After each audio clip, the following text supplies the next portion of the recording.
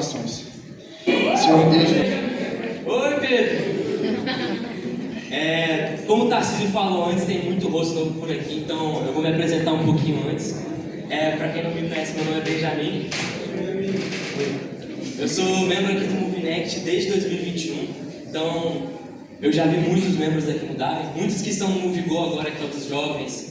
Eu estou vendo por aqui também hoje, que estavam na época que eu entrei aqui no Move. E eu sou muito grato por poder estar passando a mensagem para vocês hoje, porque depois de tantos anos, finalmente sou eu que vou estar aqui na frente. E esse é meu último ano no Movinext, como membro oficial. Ano que vem eu vou estar subindo de escala aqui, vou estar com o pessoal mais velho.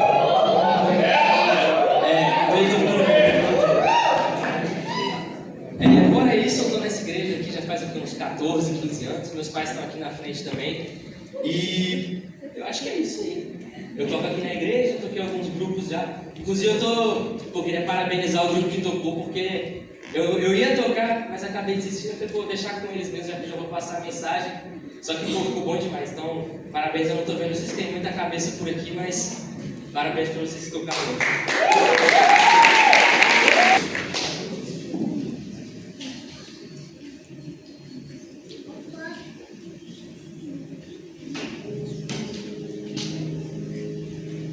Meus queridos, hoje eu quero fazer uma pergunta, depois de ficar falando aqui coisas aleatórias assim. Eu queria fazer uma pergunta para começar, e eu queria que vocês refletissem nessa pergunta durante essa palavra.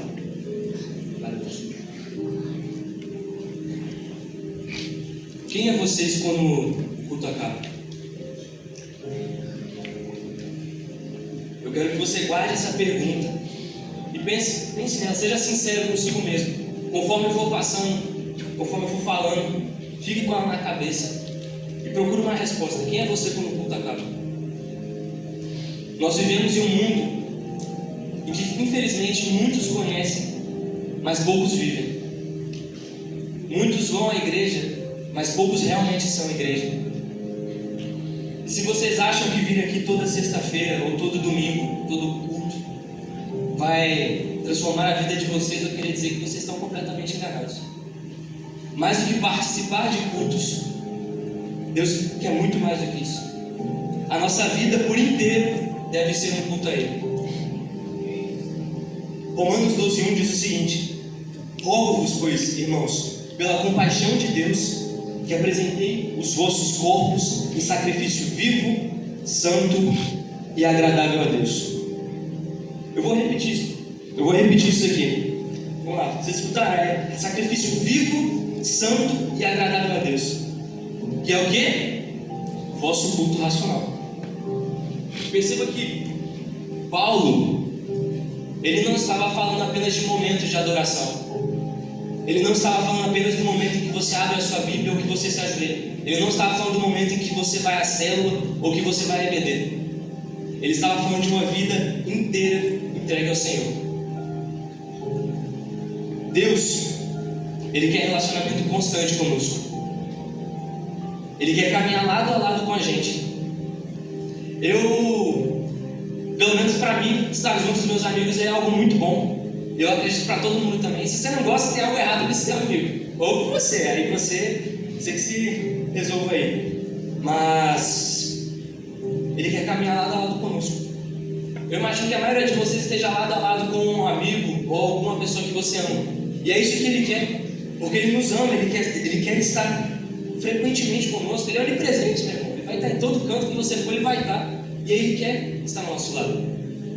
Mas parece que no dia a dia nós nos esquecemos dele. Como se a gente desse as costas. Como se Ele só existisse entre essas quatro paredes. Mas Ele não se esquece da gente. Graças a Deus, né? E a gente não pode viver só na teoria, como faziam os fariseus hipócritas. Muitos sabiam, mas pouco viviam. Muitos estudavam, mas pouco praticavam. A gente não pode fazer isso. Em João 5, Jesus ele encontra um homem que estava há 38 anos à espera de uma mudança na sua vida. 38 anos. E o mais interessante para mim é que ele não encontra este homem num culto, ele não encontra este homem numa celebração e nem num evento religioso. Ele encontra esse homem no meio da sua realidade. Ele encontra esse homem no meio da sua dor, no meio da sua rotina. Mais do que isso, ele encontra esse homem num sábado, logo no dia que os líderes religiosos acreditavam que certas coisas não deveriam acontecer. Enquanto esses homens, enquanto nós estamos presos a crenças limitantes, enquanto a gente está preso a horários e a lugares, Jesus nos mostra que Deus ele não está preso a ambiente, ele não está limitado a um horário, ele não está limitado a um evento, ele não quer fazer parte de momentos de culto, ele quer fazer parte da nossa vida toda. Amém. O mesmo Deus que age aqui dentro é o Deus que vai agir na sua segunda, é o Deus que vai agir no seu trabalho, na sua escola, em qualquer outro ambiente que você estiver, na sua caminhada, ele estará lá. Ele estará lá em meio às suas dificuldades. É o mesmo Deus que está aqui dentro. E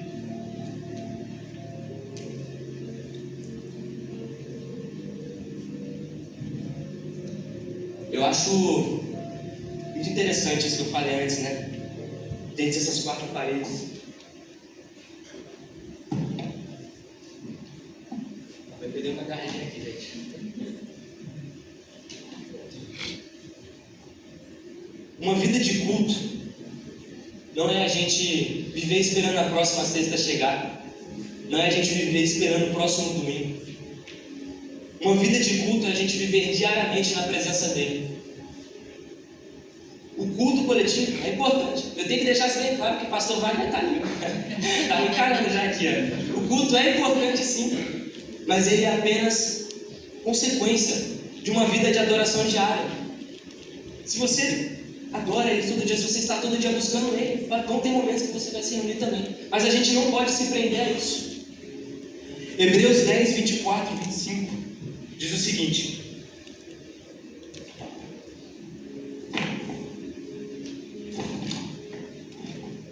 e consideramos uns aos outros para nos estimularmos ao amor e às boas obras, não deixando a nossa congregação, como é costume de alguns, antes admoestando-nos uns aos outros, e tanto mais quando vedes que vai se aproximando aquele dia. A igreja é importante. A comunhão entre nós, entre cada um de nós, é importantíssima, desde que seja para a obra dele. Nós somos todos irmãos aqui.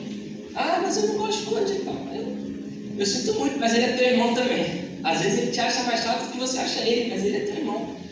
E o motivo de nos reunirmos aqui todo domingo, seja aqui no templo, na casa de alguém, na célula, é tudo para fortalecer a nossa fé.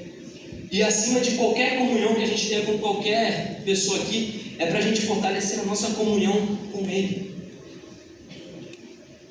Então você tem amigos aqui? Excelente. Seu namorado, sua namorada daqui também? Maravilha. Mas não permitam que isso se torne uma distração daquilo que realmente é o propósito desse lugar. Amém. Já é muito fácil tropeçar lá fora. A gente não pode tropeçar aqui dentro também. Essa é a casa dele, feita para exaltar, engrandecer e glorificar o nome dele. Feito para fortalecer as nossas mentes e criar laços que caminhem na mesma direção que nós, a curso.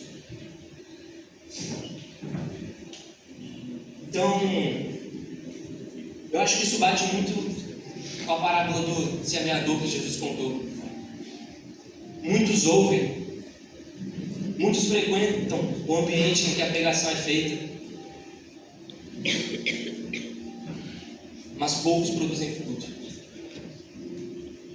Poucos vivem. Nunca florescem. E aí que está o problema. Você pode estar cercado de serviços dentro da igreja. Você pode estar preso a cada oração, cada culto que tiver aqui dentro. Você pode conhecer. E mesmo assim permitir que Ele não transforme a sua vida. Como eu disse antes, Deus ele não procura pessoas apenas que frequentem a igreja. Ele procura pessoas que queiram realmente um relacionamento diário com Ele, um relacionamento verdadeiro. Pessoas que o amem, assim como Ele nos ama. Ele ama cada um aqui.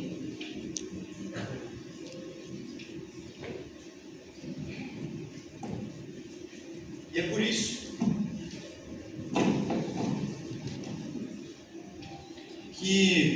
que a gente deve manter os nossos olhos firmes nele. Ele é o nosso pastor. Nós somos como ovelhas, cada um aqui. E a gente deve manter os nossos olhos firmes nele, porque o mundo é repleto de distrações. O mundo é repleto de coisas atrativas e de coisas que de fato parecem ser muito boas.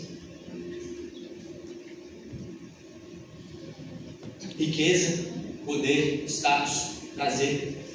Tudo isso é muito chamativo. O problema é que Satanás sabe disso. E ele usa esse tipo de fraqueza da carne humana para atrair a gente, para desviar o nosso foco. Porque a gente está aqui caminhando, olhando para a cruz. Daqui a pouco você escuta um estalo aqui do lado, você olha, o TDAH bateu. Cadê? Você olhou. Quando você olhar de volta, você está perdido. Você já se perdeu. Você só percebe depois. Então você tem que estar firme. Porque você nunca vai saber quando você estiver se desviando do caminho. Se você acha que ele aparece com um par de chifres, você está muito iludido. Porque ele vai aparecer como um cara gente fina, um cara que vai aparecer com uma proposta de emprego, um cara num carro de luxo, ou o homem ou a mulher dos nossos sonhos. É assim que ele aparece. Ele aparece com 1001 caminhos que vão parecer maravilhosos. Mas a verdade, meu irmão, é que você pode passar por cada um desses caminhos. Você pode passar por 1002.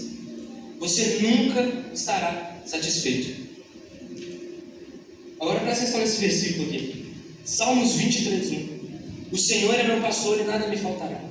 Nada. Você sabe o que é nada? É nada. Nada vai te faltar. Seguir em Cristo não é, beleza, não é fácil. É difícil. Terão momentos de luta, terão momentos de dificuldade e desafios frequentemente. Mas eu posso te afirmar uma coisa. Existe uma diferença entre o homem que escolhe seguir sozinho e o homem que escolhe caminhar com Cristo.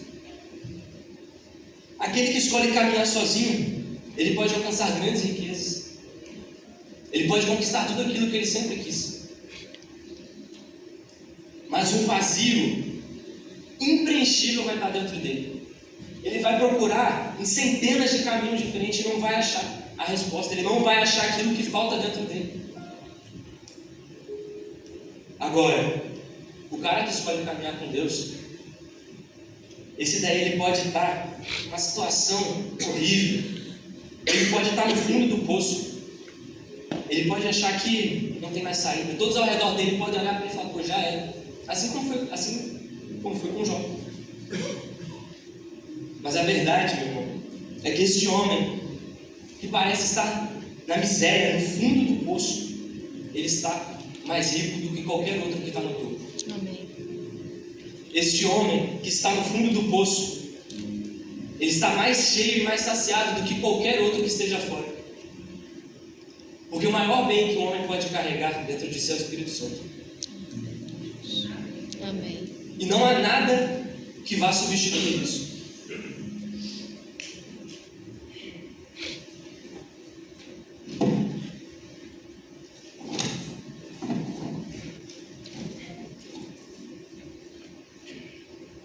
Salmo 121 diz o seguinte: levantarei os meus olhos para os montes, de onde vem o meu socorro? Se você estiver firme no Senhor, não há nada que vai te tirar deste caminho.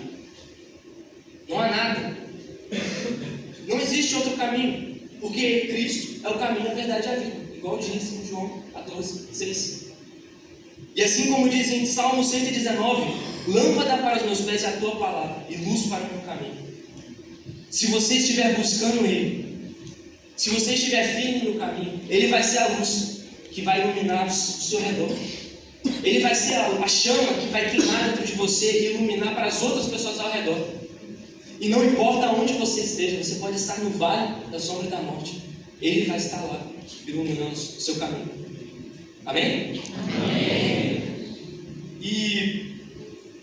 que está na hora já, de todos nós aqui, nós conhecemos. Tem alguém aqui que não conhece? Eu acho que não. Eu acho que está na hora da gente se posicionar e tomar uma decisão. Porque um tempo atrás eu estive numa célula, aqui da Elisa, do Tarcísio, e eu comentei com eles, o pessoal lá, que não tem como você estar com o pé em um caminho e um pé no outro. Não tem como você andar em duas direções diferentes ao mesmo tempo. Você vai ser dividido no meio, meu irmão. Não tem como. Não tem como luz se misturar com trevas. Ou você está se aproximando dele, ou você está se afastando. Ou você está no caminho, ou você está perdido. Sabe por quê? Porque não existe outro caminho. Se você não está no caminho dele, você está perdido, porque não há outro caminho.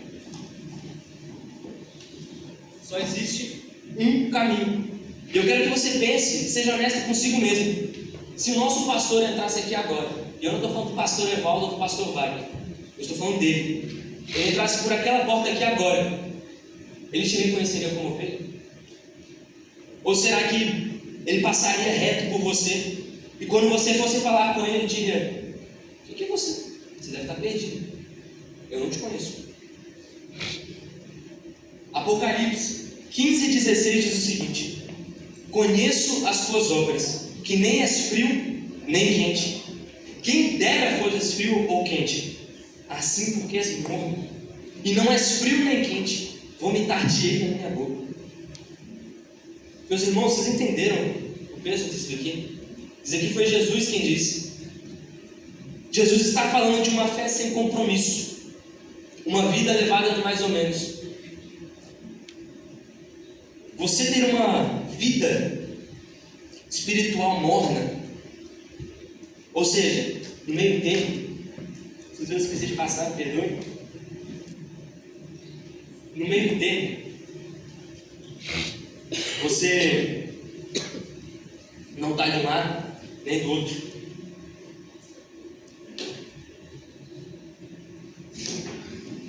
É tão ruim quanto beber algo que cause vontade de vomitar. Ele sente repulsa de uma vida levada no mais ou menos. Ele prefere que você esteja no frio, ou seja, que você esteja fora do que você esteja ali, entrando e saindo do caminho. Que você esteja uma hora aqui, aí quando você sai da igreja, você está indo para outro lado. Aí quando passa uma semana e volta a sexta-feira, você está voltando para cá. Isso é muito forte, gente. Ou você está fechado com ele ou você não está. Simples. Deus espera compromisso. E como eu disse anteriormente, se você estiver firme nele, não há nada que vá te tirar daqui. Não significa que você não vai sofrer, sentir dores. Significa que você vai resistir. Significa que você vai aguentar o tranco. E nada que aparecer no seu caminho você não vai ser capaz de suportar. Até porque Jesus também disse em Mateus 24:13: aquele que perseverar até o fim será salvo.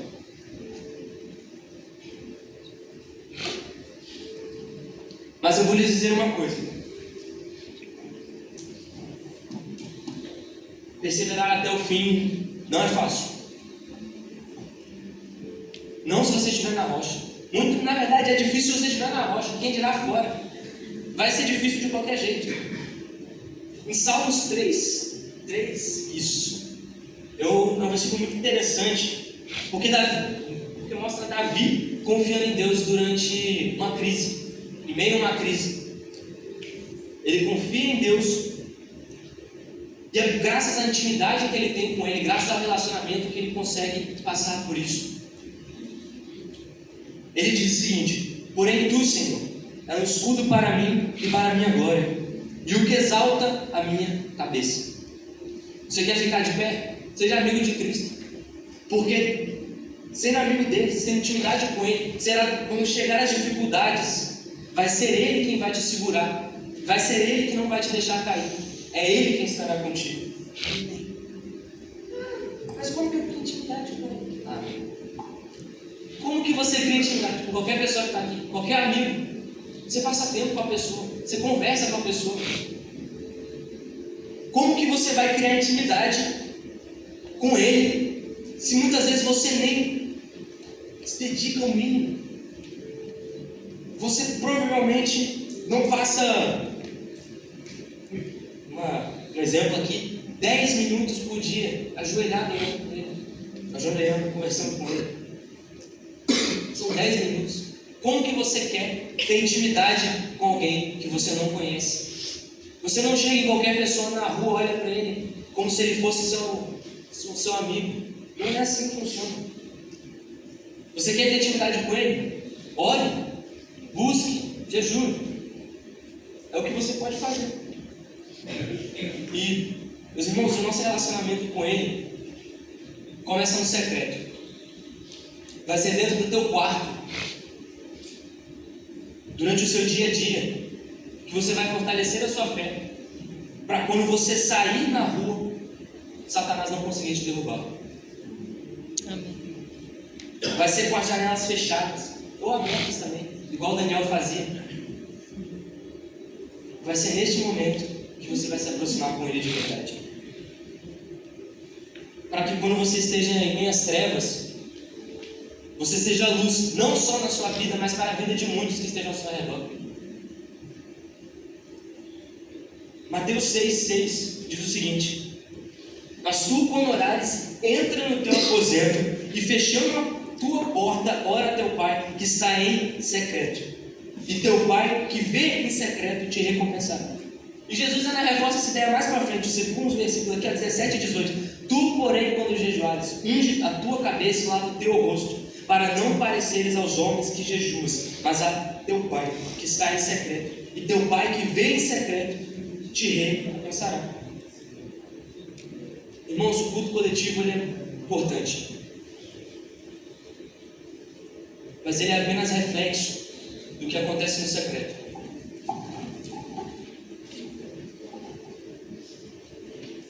Aquilo que as pessoas não veem em você, aquilo que ninguém vê, é aquilo que vai te sustentar e que vai sustentar os outros no seu dia a dia. É o que você cria em casa, junto do Senhor. O que você cultiva em secreto, ele vai florescer na frente de todos. Ele te recompensará. E dá para usar um exemplo que eu gosto de comparar, é um iceberg. Porque o iceberg funciona como? A maior parte dele está lá escondido debaixo d'água. Só está na parte de cima, porque a pontinha, que é aquilo que todo mundo vê. Mas aquilo que sustenta o iceberg é o que está lá embaixo. É o seu caráter. É o tempo que você gasta orando. É o tempo que você gasta buscando. É o tempo que você passa junto do Senhor. Não vai ser os 10% que todo mundo vê no seu dia a dia que vai te ajudar quando você estiver numa dificuldade. Não vai ser os 10% que vai transformar a vida das outras pessoas. O 10% é apenas uma pequena fração, é um reflexo do que está dentro de você. Então, quanto maior for a parte de baixo, mais Deus vai mostrar para os outros o que tem dentro de você. E eu estou chegando ao final dessa palavra. E eu queria retomar a pergunta do início.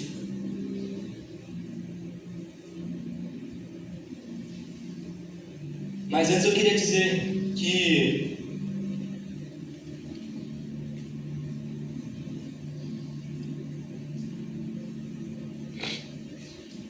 não é porque eu estou aqui na frente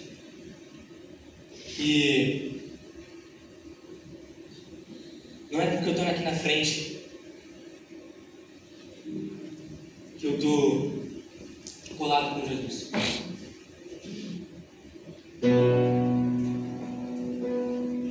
Não é porque eu estou aqui na frente que eu não tenho dificuldades. A verdade, meu irmão, é que eu estou aqui na frente e apesar de não parecer, eu estou com um cansaço extremo, mas não é um cansaço físico, É um cansaço que eu simplesmente não consigo explicar de onde vem. É um cansaço que ficou guardado para mim durante muito tempo. É um cansaço que está acabando comigo.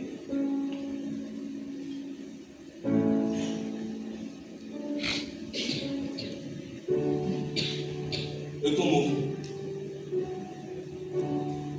Eu venho toda sexta, todo domingo.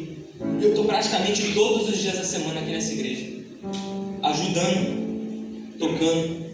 Até quando eu vou estudar, eu venho para cá. E mesmo assim, não é por isso que eu estou fervendo. Eu queria estar. Nenhum dos meus amigos sabe. Ninguém da minha família. Só ele sabe o que eu estou passando. E é difícil. E eu sei que muitos de vocês aqui talvez também estejam passando por isso. Eu sei que muitos de vocês talvez estejam com um sentimento árduo que você não sabe o que é, mas ele simplesmente não cessa. Algo que está acabando com você. Eu estou passando por isso. Eu estou perdido.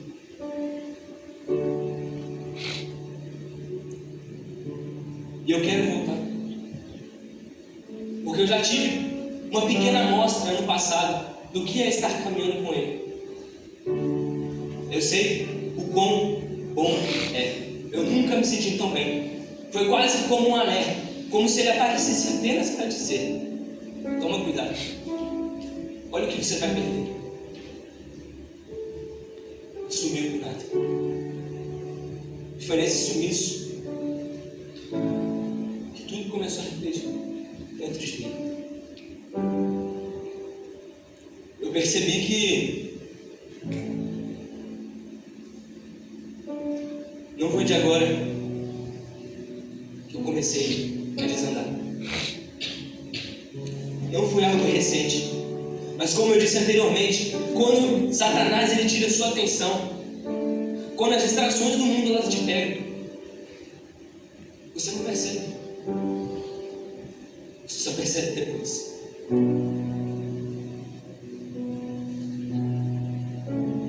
E eu percebi que ele está atrás de mim há muito tempo. Eu fui tolo. Eu não estava firme. Não foi de dias, semanas, meses. Fazem anos que eu comecei a cair. Eu só percebi esse ano.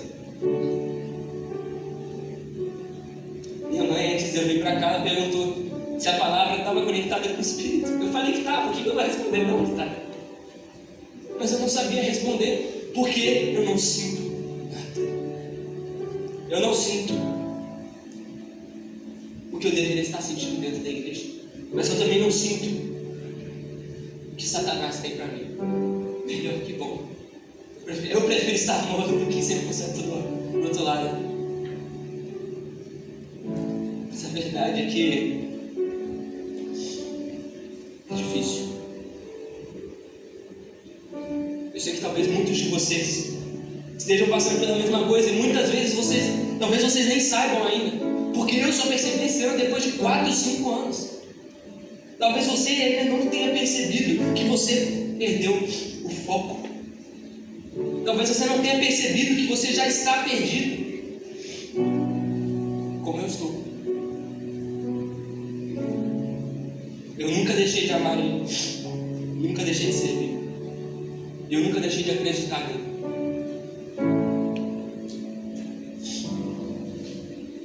Mas eu deixei de seguir. E neste momento, eu repreendo. Se Satanás está atrás da vida de mais alguém aqui, eu repreendo. Amém. E eu quero dar oportunidade de cada um de vocês. Você sabendo ou não, se você está passando ou não por uma dificuldade, se os seus olhos ainda não se abriram. Se você não está, coloque-se de pé. Se você quiser, se você sentir o seu coração, ajoelhe-se. Abrace o irmão do lado e levante. Não tem por que ter vergonha. Eu não tenho vergonha de falar isso. Para mim, vergonha é eu saber que estou no erro e e não me arrepender. Eu gostaria de chamar o pastor Wagner aqui na frente.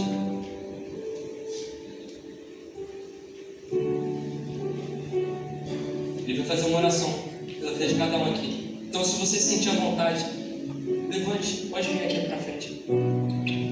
Se você não se sentir também, pode vir também. Porque às vezes um irmão que está com vergonha, ele não quer vir. Amém. Que palavra abençoada. A mensagem é direta. Se você se identifica com o que foi